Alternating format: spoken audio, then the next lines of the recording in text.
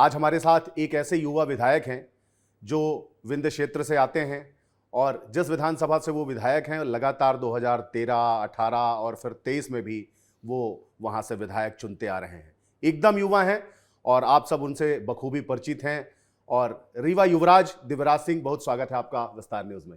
धन्यवाद अंचल जी। दिव्यराज जी, मेरा पहला सवाल तो आपसे यही है कि आप राजघराने से आते हैं और विदेश में रह के आपने पढ़ाई भी की, बहुत सारे रास्ते थे आपके पास, लेकिन आपने राजनीति का ही रास्ता क्यों चुना?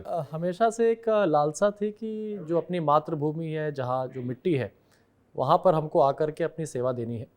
और एक दृढ़ निश्चय था कि भाई एक एज के बाद हमको रीवा वापस आना है। तो 2000 लगभग 8 से मैं रीवा में वापस आया यूएस से।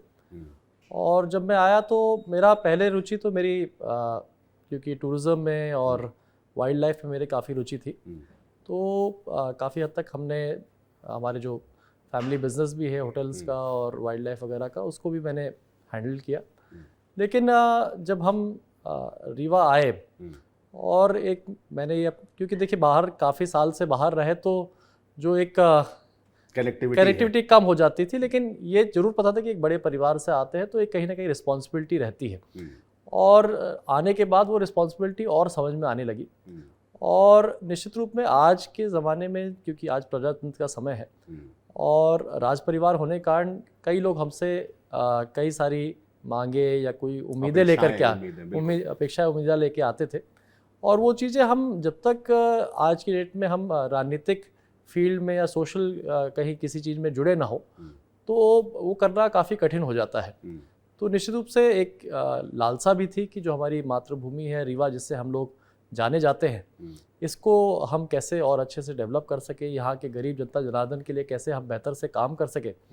तो मैंने एक राजनीति का एक सहारा लेकर के यहाँ पर मैं भारतीय जनता पार्टी से मैंने ज्वाइन किया और आज निरंतर मुझे सिरमौर से मुझे मौका मिला है। तो सिरमौर क्षेत्र में जितना भी मुझे लिमिटेड जगह पे मुझे कार्य करने का मौका मिल रहा है, उसमें मैं अपना कार्य कर रहा हूँ अपने 12 साल से। तो लेकिन आप कांग्रेस में भी तो जा सकते थे, क्योंकि आपके पिताजी भी कांग्रेस से ही विधायक रहे, मंत्री रहे, कांग्रेसी विचारधारा से ही राजघराना जुड़ा रहा है, तो फिर भारतीय जनता पार्टी ही क्यों? मेरा परिवार, जैसा कि आप जानते हैं कि मेरे दादाजी भी कांग्रेस से सांसद थे, उसके पहले तो निर्दलीय भी थे। और राजमाता साहब कांग्रेस से भी लड़ी थी, भाजपा में भी आई थी। तो दोनों दलों में कहीं ना कहीं हमारी आना जाना परिवार का रहा है। लेकिन जब मैं आया तो मैंने इनिशियली, अगर आप जानते होंगे, मैंने 6-8 महीने कांग्रेस में ज्वाइन किए थे। लेकिन कभी मेरी कांग्रेस में लालसा नहीं रही। वो कुछ ना कुछ प्रिय प्रेशर वगैरह के कारण हम कांग्रेस में चले गए। लेकिन मेरी भाजपा में पहले से शिवराज जी से एक आध बार बात हो चुकी थी और ज्वाइन होते होते कहीं और चले गए। लेकिन फिर जब मैं 6-8 महीना कांग्रेस में मैंने काम किया तो मुझे लगा कि कांग्रेस की वर्किंग से मुझे बहुत संतुष्टि नहीं आई। और भाजपा की वर्किंग और भाजपा की सोच विचार से निश्चित रूप से मैं काफ़ी प्रभावित हुआ था, क्योंकि मैंने जब चुनाव के लोकसभा चुनाव हुआ था उससे मैं आना शुरू किया था। उस समय महाराज साहब समाजवादी पार्टी से लोकसभा चुनाव लड़े थे, तब मैं बाहर से बस नया नया आया था। तो लेकिन मैंने जो क्षेत्र में जो काम देखे थे, तो दिग्विजय सिंह जी का कार्यकाल भी मैंने पिताजी के सामने का देखा था, और उसके बाद जो शिवराज जी का कार्यकाल का जो समय जो चल रहा था, तो मैंने देखा कि अपने मध्य प्रदेश में काफ़ी विकास का कार्य और जो जन सेवा का कार्य भारतीय जनता पार्टी ने बहुत बेहतरीन रूप से किया था। तो उससे मैं काफ़ी प्रभावित हुआ और मुझे लगा कि भारतीय जनता पार्टी एक ऐसी प्रोग्रेसिव माइंडसेट की पार्टी है जिसमें सभी को इक्वल मौका दिया जाता है। तो मैं भारतीय जनता पार्टी फिर वहाँ पे आया और मुझे लगता है भारतीय जनता पार्टी ही आज मध्य प्रदेश को इस ऊंचाइयों पे लेकर के जा रही है।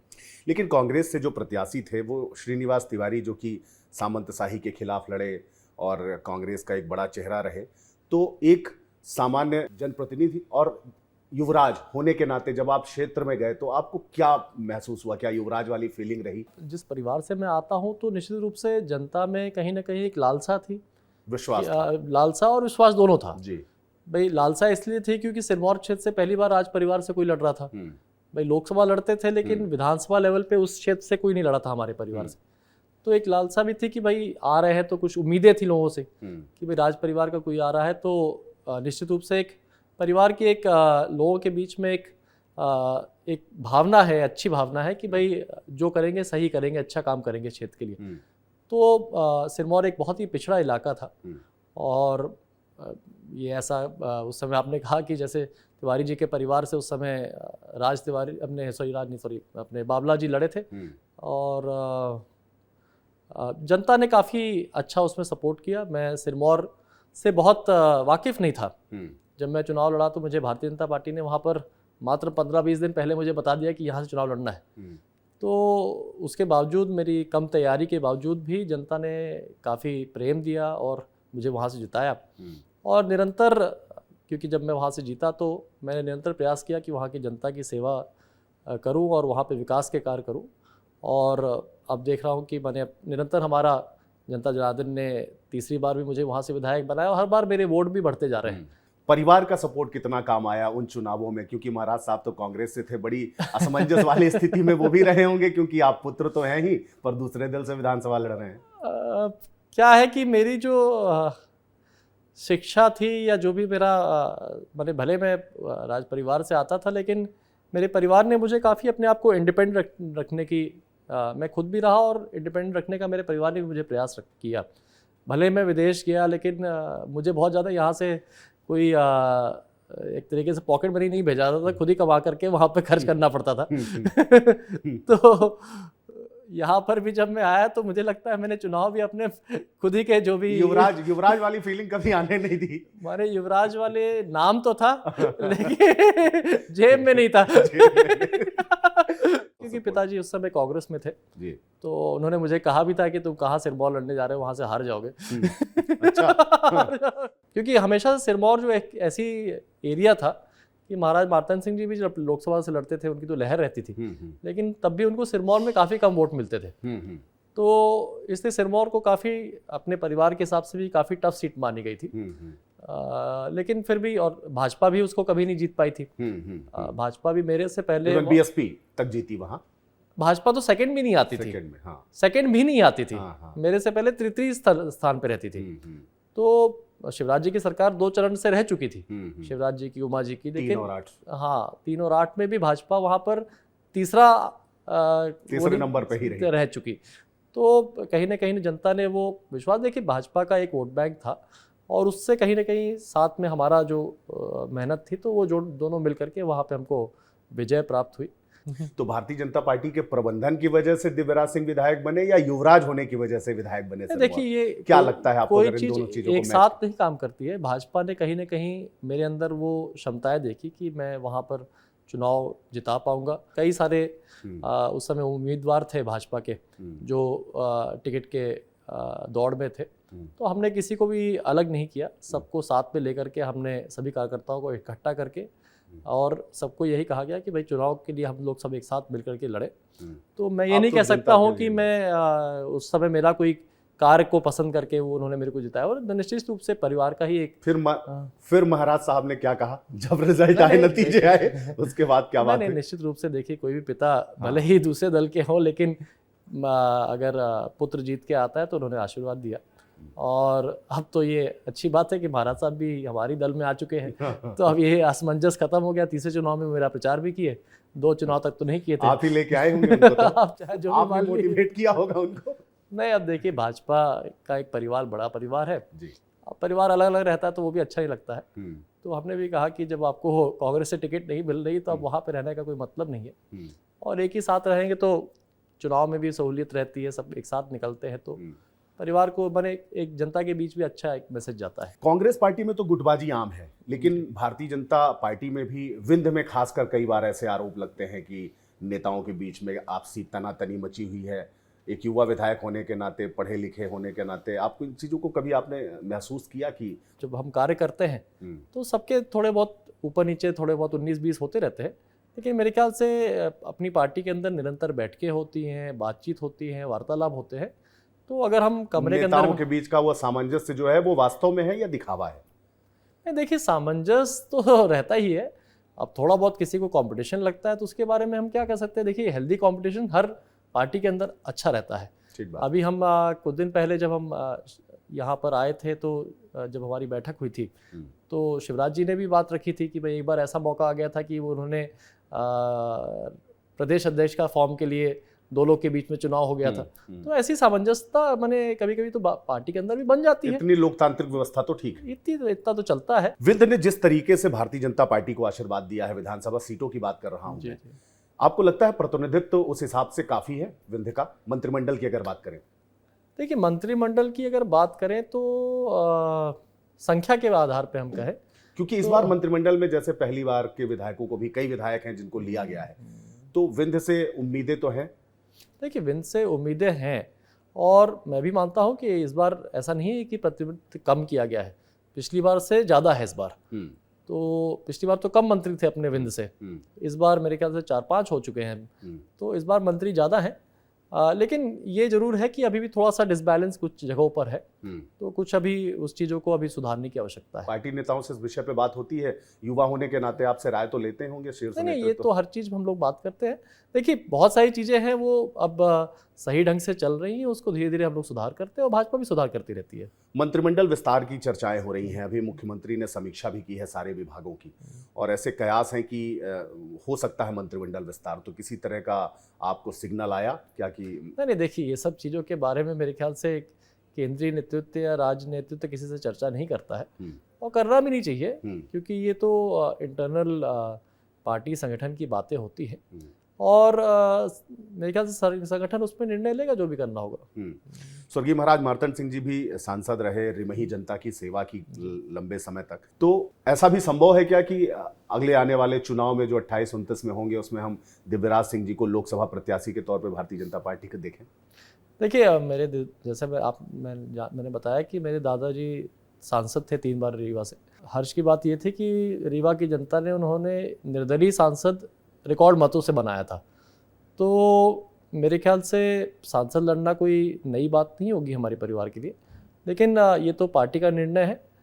पार्टी जहाँ पर हम लोग को काम करने को देगी, तो चाहे वो सिरमौर विधानसभा हो, कभी दूसरी विधानसभा हो या लोकसभा हो, तो पार्टी जहाँ कहेगी हम तो पार्टी के कार्यकर्ता है, वहाँ पे काम करेंगे। विंध्य में विकास की काफ़ी चर्चा होती है, जब भी कोई इंदौर, भोपाल, जबलपुर का नेता रीवा जाता है तो वो कहता है कि मुझे अब राजेंद्र शुक्ला जी से ईर्ष्या होने लगी है, क्योंकि इन्होंने इंदौर और भोपाल की तर्ज पर रीवा को डेवलप कर। देखिए जहाँ तक रीवा शहर के विकास की बात है, निश्चित रूप से राजेंद्र शुक्ला जी ने बहुत मेहनत करी है, और वहाँ पर आज कई सारी जो चीज़ें जो रीवा से पिछड़ी हुई थी, जो जब विंध्य प्रदेश का विलय हुआ मध्य प्रदेश से, तो जब विंध्य प्रदेश का विलय हुआ तो विंध्य प्रदेश में रीवा राजधानी थी, और रीवा राजधानी होने के मायने हम कहेंगे कि अगर 3 प्रदेशों से मध्य प्रदेश बना, तो अगर हम कहें तो उन 3-4 प्रदेश में रीवा तीसरे या चौथे नंबर का शहर होना चाहिए था, लेकिन वो तीसरे चौथे नंबर का शहर हमारा रीवा कभी बन नहीं पाया मध्य प्रदेश में पहले की सरकारों में। और हमेशा कहीं ना कहीं रीवा को एक, जैसा कि हम कहते हैं कि मध्य प्रदेश एक बीमारू राज्य था, तो रीवा उस बीमारू का भी सबसे बीमार राज्य था, प्रांत था, तो रीवा हमेशा से ही बहुत पिछड़ा था। लेकिन मेरा हमेशा ये मानना है कि विंध्य अपने आप में मध्य प्रदेश को आर्थिक रूप से काफ़ी मदद करता है, चाहे वो माइनिंग में हो, चाहे वो एग्रीकल्चर में हो। मेरे ख्याल से पूरा 90% माइनिंग हमारे मध्य प्रदेश की हमारे विंध्य से होती है। जितना सिंगरौली का बजट है उतना बाकी जिलों का नहीं है। तो जितनी हम, ये तो कहना नहीं चाहिए, बट जितना हम अपना प्रोवाइड शेयर देते हैं मध्य प्रदेश को, उतना शेयर कभी कभी मध्य प्रदेश को वापस नहीं आता है। तो अब अच्छी बात है कि मध्य प्रदेश हमारे विंध्य को जितना हमारी जो डिजर्विंग है उसको हमको वापस कर रहा है। तो हम तो अंत्योदय में हैं, हमको आगे लाने के लिए अगर आप इंदौर को 2 रुपए दे रहे हो तो हमको 10 रुपए देना चाहिए, बिल्कुल, तभी तो हम आगे आएंगे। अभी कितने आ रहे हैं, मतलब आपको लगता है? मैंने अभी पहले 0.1 से अब 1 पे आ गए हैं, तो अब लेकिन उसको और मतलब अभी उम्मीद है। अभी तो बहुत उम्मीद है। राजनेताओं की एक बात बड़ा खासा प्रभावित करती है कि संतुष्ट नहीं होना है किसी भी हाल में, चाहे वो विकास की बात हो। तो नहीं, मेरा ये मानना है कि अगर हम कम देते हो तब तो हम कम दीजिए, लेकिन हम कम नहीं दे रहे हैं और हम कम पा रहे हैं, तो फिर क्या मतलब हुआ? ठीक बात। अलग विंध्य प्रदेश की जो मांग लगातार रह के उठती है, इसके पक्ष में है आप भी? देखिए मैं तो पर्सनली मानता हूं कि हमारा विंध्य एक सेल्फ सफिशिएंट एरिया है, तो कभी अगर विंध्य बनेगा मैं तो हमेशा से विंद के पक्ष में रहा हूँ, और विंद अगर बनेगा तो मेरे ख्याल से विंद को किसी की आवश्यकता नहीं है, वो अपने आप में भरपूर, जैसा मैंने कहा। मुख्यमंत्री जी से आपकी बातचीत तो होती ही होगी। जी जी भारतीय जनता पार्टी के कई युवा विधायक हैं जो लगातार टच में हैं, जी। तो अगर मुख्यमंत्री से आपको अपनी सिरमौर विधानसभा के लिए कुछ मांगना हो तो क्या मांगेंगे आप? जैसा मैंने कहा कि हम लोग अब केवल एक चीज़ में ही अब पिछड़ रहे हैं, वो है हमारे यहाँ मैन्युफैक्चरिंग और किसी न किसी तरह की इंडस्ट्री नहीं आ पा रही है। हमारे यहाँ केवल इंडस्ट्री है तो माइनिंग से रिलेटेड इंडस्ट्री है, उसके अलावा कोई इंडस्ट्री हमारे पास नहीं है। और हमारी जो भौगोलिक स्थिति है, हम यूपी से पास में हैं, बिहार से, एक तरीके से हम ईस्टर्न ऑफ इंडिया के हम लोग कोने में हैं। तो हमारा इंदौर और ये एरिया हमारा वेस्टर्न साइड को कहीं ना कहीं अपना प्रोडक्शन देता है, लेकिन हमारा ईस्टर्न साइड अभी कहीं ना कहीं छूटा हुआ है। तो हमारे ईस्ट को भी हम लोग को डेवलप करने की आवश्यकता है, खासकर मैन्युफैक्चरिंग में, ट्रेडिंग में। तो उस दोनों चीज़ों में हमको अभी ध्यान देने की आवश्यकता है। माननीय शिवराज जी और माननीय मोहन यादव जी ने, दोनों ने मिलकर के काफ़ी हद तक मध्य प्रदेश को, शिवराज जी के समय पर हम कहें कि कृषि आंदोलन आया, कृषि आंदोलन के बाद आज मोहन यादव जी की सरकार में हम देख रहे हैं कि एक इंडस्ट्रियल रेवोल्यूशन आने का वो प्रयास कर रहे हैं। और वो इंडस्ट्रियल रेवोल्यूशन आज मध्य प्रदेश की युवाओं के लिए बहुत ज़रूरत है, क्योंकि जब तक हमारे युवा के पास रोजगार नहीं होगा, जब तक वो, क्योंकि आज मिडिल क्लास हमारा बढ़ रहा है, हमारे बच्चे पढ़ लिख करके आ रहे हैं। अब वो पढ़ा लिखा बच्चा इंजीनियर हो या कोई दूसरी चीज़ किया हो, उसको अगर खेती करने में काम उसका मन नहीं है, खेती भी करना चाहिए, हम कहते हैं खेती भी करें, लेकिन खेती से आय के अलावा उसको कहीं ना कहीं हम रोजगार की भी आवश्यकता आ रही है।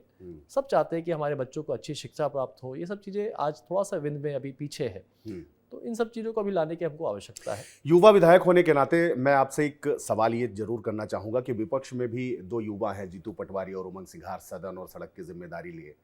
लगता है आपको संभावनाएं उसमें देखते हैं आप, आपको लगता है उनका प्रयास सही दिशा में जा रहा है? अभी उनके प्रयास के बारे में मैं क्या कहूँ, क्योंकि आपका विपक्षी दल है प्रमुख, ध्यान तो रखता है आदमी। नहीं, ध्यान रखता है। अभी मुझे तो फिलहाल नहीं समझ में आ रहा है कि उनकी दिशाहीन समझ में आते हैं अभी। तो मेरी शुभकामनाएं हैं उनके लिए कि वो कहीं ना कहीं कड़ी चुनौती लाए। देखिए, विपक्ष अच्छा होता है तो हम लोग को भी काम करने में मजा आती है। विपक्ष ही ढीला ढाला होगा तो फिर हम लोग भी क्या ही कहेंगे। कांग्रेस में आपके साथी तो होंगे, मित्र तो होंगे कांग्रेस के। जी हमारे साथ 2 बार से विधायक थे, मंत्री भी थे पिछली बार। उमंग जी के साथ भी हमको थोड़ा बहुत काम करने का मौका मिला है, माने विपक्ष के सामने से, जो सदन के भीतर, सदन के अंदर। तो अपने हिसाब से मुद्दे उठा रहे हैं, लेकिन अभी मेरे ख्याल से जनता में वो असर नहीं पड़ पा रहा है। राजनीतिक चर्चाएं तो युवराज साहब बहुत हो गई। अब मैं बतौर युवराज आपसे बात कर रहा हूं, क्योंकि हमारे दर्शक ये जानना चाहते हैं कि युवराज साहब खाली समय में क्या करते हैं या क्या करना उनको पसंद होता है? खाली समय तो मिल नहीं पाता आजकल। तो कारों के भी आप शौकीन हैं? नहीं, मैं गाड़ियों का इतना शौकीन नहीं हूँ। किस चीज़ का शौक है? मेरा शौक तो जंगल का है, तो हम तो जंगल और घूमने में शौक रखते हैं। तो मेरा अधिकांश टाइम अगर मुझे फ्री मिलता है तो हम तो जंगल की सैर करते हैं, अपना किसी एकांत इलाके में चले जाते हैं, वहाँ पर जंगल के बीच में रहते हैं। बाकी परिवार के साथ, अब बच्चे छोटे छोटे हैं तो उनके साथ भी समय अगर थोड़ा खाली मिल जाता है तो उनके साथ भी थोड़ा समय बिताने का मौका प्राप्त हो जाता है। बाकी मेरे ख्याल से फिल्में तो देखते होंगे? हाँ, फिल्में देखते हैं हम। अब जितना आजकल सिनेमा हॉल में तो कम देख पाता है, अब नेटफ्लिक्स वगैरह या किसी चीज़ में OTT में आजकल देख लेता है। लेकिन थोड़ा बहुत, जैसे मैंने कहा कि परिवार के साथ जितना समय आदमी ज़्यादा बिता ले, चाहे वो सबसे प्रिय कौन है आपका मित्र? अगर बात की जाए मित्र, वो कोई भी हो सकता है, पत्नी भी हो सकती है, हाँ, पत्नी तो एक हमेशा से ही मित्र रहती हैं। क्योंकि सबसे ज़्यादा समय कोई रहता है साथ में, और क्योंकि एक आदमी भले राजनीतिक जीवन में हम कह सकते हैं कि पब्लिक के साथ लाइफ में रहता है, लेकिन पब्लिक के साथ और एक परिवार के साथ एक अलग रिश्ता रहता है। तो परिवार और पत्नी का एक बहुत महत्वपूर्ण योगदान रहता है मेरे ख्याल से, जब आप एक सामाजिक जीवन में आ रहते हैं। क्योंकि 24 घंटे में आपका जो परिवार को संभालने का काम भी वही करती हैं, और घर में भी जब आप तनाव के बाद भी लौटे तो उस तनाव को भी ठंडा करने का काम उन्हीं का रहता है। तो कहीं ना कहीं बहुत महत्वपूर्ण रहता है वो काम। मोइना जी के साथ आपकी कई तस्वीरें ऐसी सोशल मीडिया पे कई बार आती हैं, बड़ी भावुक करने वाले फोटो वो होती हैं, उसके जो कैप्शंस होते हैं। तो कभी मित्रता ही बस, क्योंकि वो भी ग्लैमर की दुनिया से आती हैं, वो भी एक बड़ा नाम है, तो कभी नोक झोंक होती है आप लोगों की? लेकिन भाई बहन के बीच में नोक झोंक तो होता ही रहता है हमेशा। वही उसी नोक झोंक की बात कर रहा हूँ मैं। लेकिन मेरे ख्याल से हम दोनों के बीच में प्रेम बहुत ज़्यादा है। हाँ। तो नोक झोंक तो थोड़ा बहुत रहता है, बट मेरे ख्याल से प्रेम ज़्यादा है। तो मेरी और मेरी बहन के साथ भी काफ़ी समय हम लोगों ने मुंबई में भी साथ में बिताया। लेकिन अधिकांश मैं बोर्डिंग में था, वो मुंबई में थी, फिर मैं विदेश चला गया तब भी वो मुंबई में रही। तो समय हम लोगों को काफ़ी कम आपस में मिल पाया। तो जब कम समय मिलता है तो प्यार बढ़ता है मेरे ख्याल से। जब ज़्यादा देर आदमी साथ में रहता है तो थोड़ा सा प्यार कम हो जाता है। कामों का एनालिसिस सबसे ज़्यादा कौन करता है? महाराज साहब करते हैं कि युवरानी जी करती हैं, या नहीं, काम का एनालिसिस तो मेरे ख्याल से महाराज साहब ज़्यादा करते हैं, क्योंकि वो इसके बारे में ज़्यादा जानते भी हैं। तो निश्चित रूप से उनसे मुझे गाइडेंस मिलता रहता है उसके बारे में। और क्योंकि उनका एक्सपीरियंस है, उन्होंने कई सदियों से राजनीति को और समाज सेवा को देखा है, तो उनसे निरंतर हमको कहीं ना कहीं टिप्स मिलते रहते हैं। और भाषण देने में भी उनकी कला जो है वो मेरे ख्याल से बहुत माहिर है। तो उनसे भी हम लोग ये सब चीज़ सीखते रहते हैं। अभी भी आप महल में ही रहते हैं? महल से निकल के आम जनता के बीच में जाना कहीं वो आड़े तो नहीं आता कहीं? वो नहीं, ये चीज़ तो मेरे खिलाफ 3 चुनाव में लोग इस्तेमाल किए, कोशिश पहले चुनाव में इस्तेमाल किए, लेकिन दूसरे तीसरे में उनको मौका नहीं मिल पाया। क्योंकि मैं किला से कम ज़्यादा क्षेत्र में ज़्यादा रहता हूँ, सोने ही भर आना पड़ता है मुझे घर पे। बिल्कुल ठीक बात। तो ऐसा लगता है कि घर केवल मेरे यहाँ सोने का स्थान है, बाकी तो आदमी 24 घंटा, माने 24 घंटे में से 8 घंटा तो सोता नहीं है आजकल। 6-7 घंटा जो सोता है वही भर घर में सोता है, बाकी टाइम तो आदमी क्षेत्र में और जनता के बीच में ही रहता है। अगर आपको अपने कामों के लिए नंबर देना हो तो आप 10 में से कितने नंबर देंगे अपने काम और उससे संतुष्टि को लेकर के? देखिए, ये नंबर देना अपने आप के ऊपर तो मेरे ख्याल से सेल्फ एनालिसिस अनुचित होता है। नहीं, सेल्फ एनालिसिस में इतने हद तक कर सकता हूँ कि भाई जो मैंने काम किए हैं उससे मैं कुछ हद तक संतुष्ट हूँ। संतुष्टि पूरी होनी भी नहीं चाहिए, क्योंकि संतुष्ट हो जाएगा तो फिर आदमी काम करना बंद कर देगा। लेकिन जैसा है कि हमारा जो हर पंचवर्षीय में एक हम टारगेट लेकर के चलते हैं, तो जनता के बीच में भी जब मैं जाता हूँ तो मैंने एक विजन डॉक्यूमेंट लेकर के जाता हूँ। तो वो विजन डॉक्यूमेंट में मेरे ख्याल से मैं 95% हर बार मैं सक्सेस लेकर के आता हूँ। 5-10% की गुंजाइश हमेशा हम लोग कहीं ना कहीं छूट जाती है। एक जैसा कि मैंने कहा कि बहुत बड़ी जो हमारी अभी अंदर हमारे क्षेत्र में जो कमी अभी भी है वो रोजगार की आ रही है। तो वो एक बहुत बड़ा चैलेंज है, वो सरल नहीं है। और अगर इंडस्ट्री आई भी तो मुझे लगता है सिरमौर जो आपकी विधानसभा है वहाँ सबसे ज़्यादा आएंगी। पहले भी जो प्रस्ताव आए हैं वो उसी क्षेत्र में लगने के लिए ज़्यादा है। माने आ तो जाएं, लेकिन हमको सबसे बड़ी समस्या ये हो जाती है कि आज की डेट में सरकारी ज़मीनें बहुत ढूंढना मुश्किल हो जाता है। तो सरकारी ज़मीन का आज काफ़ी कमी है। अब हम सरकार से ही बात कर रहे हैं, या तो हम अधिग्रहण करें, कुछ करें, तभी तो हम इंडस्ट्री ला पाएंगे। बिना उसके मेरे ख्याल से आज संभावना काफ़ी कम है। या तो हम प्राइवेट लोगों को हम प्रेरित करें कि आज प्राइवेट इंडस्ट्रियल जोन भी बनाने की सरकार योजना ला रही है। बिल्कुल। तो उसमें भी हम प्रयास कर रहे हैं कि अगर कुछ प्राइवेट किसान हैं जिनके पास ज़मीनें ज़्यादा है तो वो भी अपने ज़मीन को अगर या तो पूलिंग करके लैंड बैंक बना करके उसका एक इंडस्ट्रियल जोन बनाए। तो ये एक कठिन काम होता है, क्योंकि प्राइवेट लोगों को लाना, ऐसे प्रेरित करना मुश्किल होता है। सरकार के पास थोड़ा ज़मीन की कमियां हैं, तो हमारे बहुत सी ज़मीनें बहुत से अलग अलग कामों में इस्तेमाल हो चुकी हैं। तो निश्चित रूप से देख रहे हैं उसमें, क्योंकि हमारा क्षेत्र बहुत ट्राइबल एरिया भी है, तो पॉपुलेशन भी बढ़ रही है, ट्राइबल्स के पास ज़मीन नहीं है, तो सरकारी ज़मीन में उसका भी प्रेशर है कि भाई ट्राइबल्स को या गरीबों को भी हमको ज़मीन देनी है। तो दोनों का कॉन्फ्लिक्ट थोड़ा बहुत है, हमको दोनों का लाभ दे करके चलना पड़ता है। तो उसी में आदमी संघर्ष में जुटा है। आशा है आने वाले समय में ये चीज़ें आपकी बेहतर होगी। एक युवराज जो कि राजमहल से निकल के जनता के बीच में गए हैं जनता की सेवा करने के लिए, जब उनसे मैं युवराज सोच के बात करता हूं तो उनकी चिंता एक विधायक के रूप में जब मैं सुन रहा हूं कि हमारे पास क्या कमियां हैं, हमारे पास इतने संसाधन हैं, विंध्य प्रदेश बनाने की भी वो बात करते हैं। और निश्चित रूप से बहुत आसान नहीं होता है जनता की उम्मीदों पर खरा उतरना, लेकिन 3 बार से लगातार सिरमौर क्षेत्र की जो जनता है वो उन पर विश्वास जता रही है, और हर बार जो आशीर्वाद देने का क्रम है वो बढ़ के ही आ रहा है, नंबर्स बढ़ा के ही दे रही है, और वो भी अपने क्षेत्र की जनता के लिए लगातार काम करने के लिए लगे हुए हैं। और चूंकि सरकार भी उन्हीं की है, इसलिए लगातार प्रयास है उनका कि उनका सिरमौर क्षेत्र जिस तरीके से रीवा और विंध्य विकास के पंख लग रहे हैं, उस तरीके से उनके विधानसभा भी आगे बढ़े और रोजगार के जो अवसर हैं वो वहां पर आए। बहुत धन्यवाद दिव्यराज सिंह जी विस्तार में उससे बात करने के लिए। तो मुझे दीजिए इजाजत, अगली बार किसी और शख्सियत के साथ कराएंगे आपको रूबरू। तब तक के लिए नमस्कार।